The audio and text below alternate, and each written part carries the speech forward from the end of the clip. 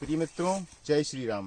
प्रिय मित्रों, हम खड़े हैं जंगल में पहुज नदी के किनारे अनघोरा बाबा के स्थान के पास। और देखिए यहाँ जंगल कितना बढ़िया दृश्य है मित्रों। ये देखिए, ये मकोई बहुत सख्त पेड़ होता है जिसमें बेर जैसा काला काला फल लगता है, छोटा सा खट्टा मीठा।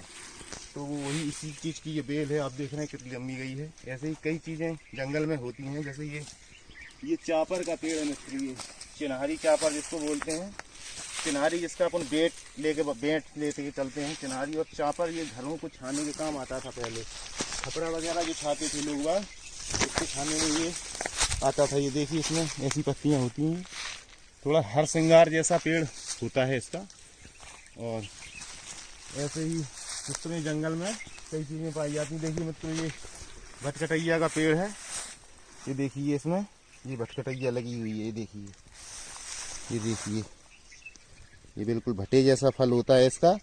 ये दवा के काम आती है मित्रों। तो ऐसी जड़ी बूटियाँ जंगल में होती हैं और कई सारी जड़ी बूटियाँ अपन को देखने में आती हैं। लोग पहले इस्तेमाल करते थे, अब उतना नहीं है साधन लोगों के पास कि वो पहचान सकें।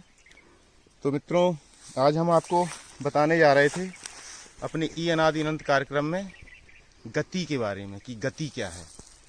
तो गति मित्रों, जैसे हम अपने स्थान पे यहाँ खड़े हैं तो हम इंसान हैं या कोई भी जीव है, कोई भी जानवर है, कोई भी पक्षी है, जहाँ पे वो है तो उसके आगे उसकी गति का साधन होता है और दुर्गति का साधन होता है। तो वो निश्चित नहीं कर पाता कि वो दुर्गति की ओर जा रहा है कि गति की ओर जा रहा है। गति के आगे परम गति। तो उसको यथार्थ पता नहीं है कि हमें क्या क्या धर्म हमारा क्या कहता है, हमारा सनातन क्या कहता है।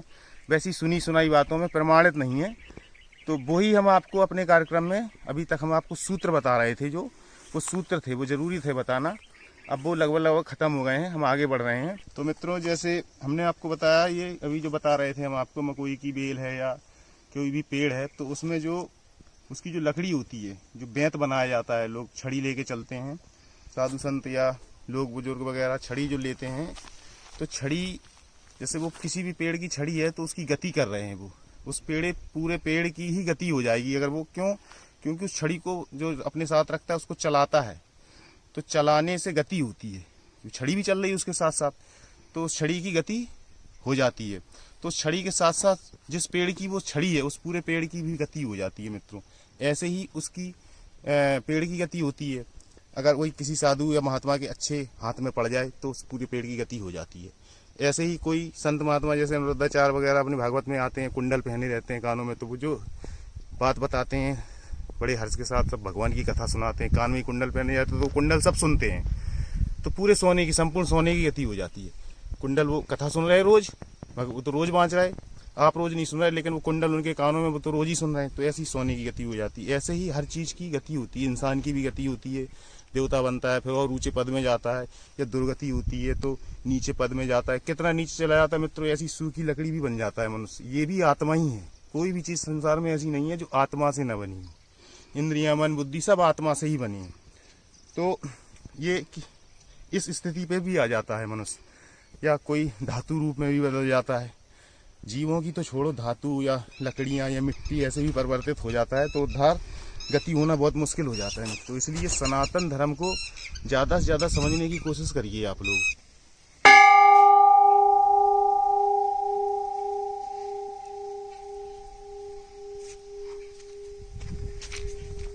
तो मित्रों, सनातन धर्म में गति कैसे होती है धातु की। जैसे पहले जो अपन लोग पिंडदान करते थे लोटे में करते थे। तो लोटे का ये उद्देश्य होता है कि लोटा मतलब अपने पूर्वजों की अस्थियां गंगा जल में या अन्य नदी में हम प्रवाहित कर रहे हैं। तो हम पुरखों से कह रहे हैं कि लोटा, जो लोटा है वो एक संदेश है कि वापस लौटा। तो मित्रों, लोटा भी बन जाता है मनुष्य अपनी, जब गति उसकी बिगड़ती है तो धातु रूप में लोटा बन जाता है। फिर लोटे से उसको वापस आना पड़ता है। तो कहाँ कहाँ परिवर्तित होता है लोटे से, या तो कमंडल बन जाए, किसी महात्मा के हाथ में आ जाए, कमलदल बन जाए, या कुंडल बन जाए। धातु की 3 गति होती है, कमंडल, कुंडल और कमलदल। तो उसके बाद उसकी गति हो जाती है। तो ये संतों के मिलने के कारण किसी संत महात्मा की लोटा के बाद वो कमंडल बना, तो वो किसी महात्मा के हाथ में आ गया, तो वो महात्मा के साथ जा रहा है, चल रहा है, गति हो रही है उसकी, तो वो कमंडल की गति होती है, कुंडल की हिलने से होती है ऐसे।